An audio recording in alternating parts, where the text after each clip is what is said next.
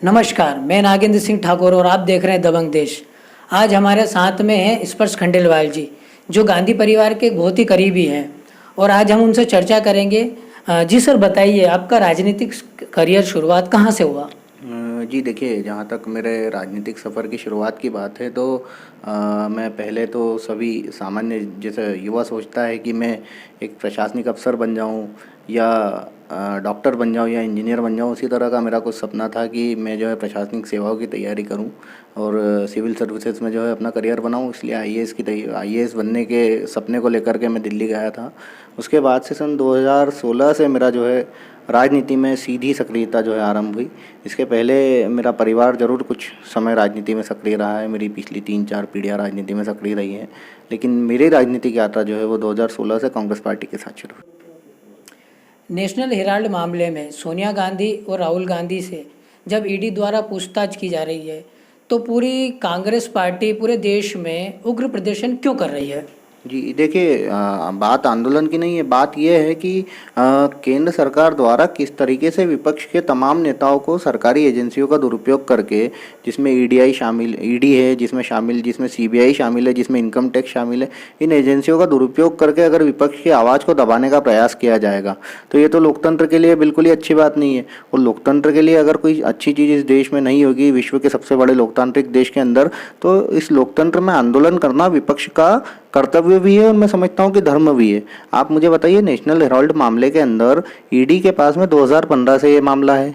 चुनाव आयोग ने ईडी की रिपोर्ट की सारी जांच कर ली, नेशनल हेराल्ड की जो भी रिपोर्ट थी ईडी के पास में उसकी जांच कर ली। उन्होंने कहा कि इस मामले में ऐसा कोई घोटाले वाली कोई चीज़ नहीं है।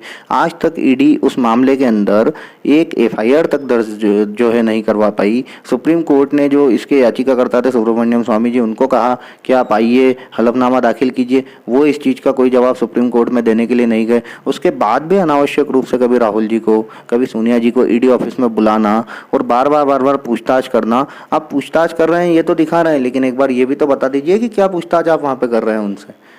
कोई जब आरोप केंद्र सरकार के पास में लगाने के लिए नहीं बचता है तो गांधी परिवार के व्यक्तियों की छवि को बदनाम करने के लिए जो है कभी राहुल जी की छवि को बदनाम करेंगे, कभी प्रियंका जी की छवि को बदनाम करेंगे, कभी सोनिया जी की छवि को बदनाम करेंगे। इसे छवि को धूमिल करने के उद्देश्य से आप जो है चाहे ईडी के समक्ष पेश होने के लिए बुलाइए, चाहे सीबीआई के समक्ष पेश होने के लिए बुलाइए, चाहे इनकम टैक्स के समक्ष पेश होने के लिए बुलाइए, लेकिन हमें पता है कि हम जो है एकदम निष्पक्ष रहे हैं शुरुआत से ही। और क्योंकि केंद्र सरकार को राहुल जी और सोनिया जी से डर इतना है कि वो अकारण जो है उनकी आवाज़ को कुचलना चाहते हैं ताकि उनकी सच्चाई जनता के सामने ना आ सके। लेकिन इस देश की जनता सच्चाई को जानती है और इस देश की जनता भविष्य में उनको जवाब भी देगी। नगरीय निकाय चुनाव एवं ग्राम पंचायत चुनाव में मध्य प्रदेश में कांग्रेस सरकार दावे तो बड़े बड़े कर रही थी, लेकिन आखिर कहाँ चूक हो गई? देखिए, बात यह है कि चूक कहीं नहीं हुई। हाँ, कुछ जगह हमारी स्थिति कमज़ोर रही, लेकिन अगर आप इंदौर की बात करें तो इंदौर में हम जो है 5.5 लाख की लीड को कम करके हम 1,33,000 करीब पर ले आए। और प्रदेश के अलग अलग हिस्सों में कांग्रेस पार्टी मजबूती से उभर करके जो है सामने आई है। 2015 के निकाय चुनाव में कांग्रेस पार्टी एक भी निकायों में नहीं जीती थी, लेकिन 2022 के निकाय चुनाव में कांग्रेस पार्टी कई निकायों में जीती है। हमने रीवा के अंदर हमारा महापौर बनाया, हमने ग्वालियर के अंदर हमारा महापौर बनाया और कई जगह कांग्रेस के भारी मात्रा में पार्षद के प्रत्याशी जीते हैं। पंचायत के चुनाव में भी कांग्रेस पार्टी ने बहुत अच्छा प्रदर्शन किया है। तो अगर आप ओवरऑल देखेंगे तो आप ये पाएंगे कि कांग्रेस पार्टी बहुत ज़्यादा मजबूती से जो है प्रदेश की जनता के समक्ष जो है उपस्थित हुई है। और निश्चित रूप से जो है कांग्रेस पार्टी प्रदेश में एक अच्छी स्थिति में है और 2023 की जोर शोर से तैयारियां हम लोगों ने शुरू कर दी है। और आप देखेंगे कि 2023 में इस प्रदेश को जो है एक अच्छा विज़न मिलेगा, एक अच्छी सरकार मिलेगी और कमलनाथ जी के नेतृत्व में प्रदेश में दोबारा कांग्रेस की सरकार 2023 के अंदर बनने जा रही है। 2023 में आप सरकार बनाने के दावे कर रहे हैं। 2018 में भी कांग्रेस की सरकार आई थी, 15 महीने ये सरकार चली। भाजपा का ये आरोप है कि सरकार ने ना तो कोई काम किया है।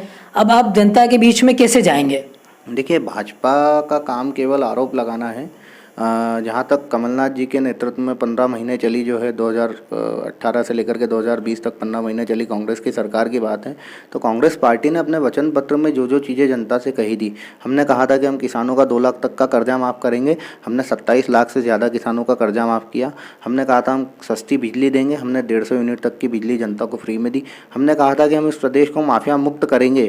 तो आप देख सकते हैं कि प्रदेश के अंदर माफिया मुक्ति का जो सबसे बड़ा अभियान प्रदेश के इतिहास में अगर कभी चला तो 2018 से 2020 में कमलनाथ की सरकार के दौरान चला। इसके अलावा हमने जनता से कहा था कि हम जनता के लिए अच्छे से अच्छा विकास और अच्छे से अच्छा विज़न देने की कोशिश करेंगे।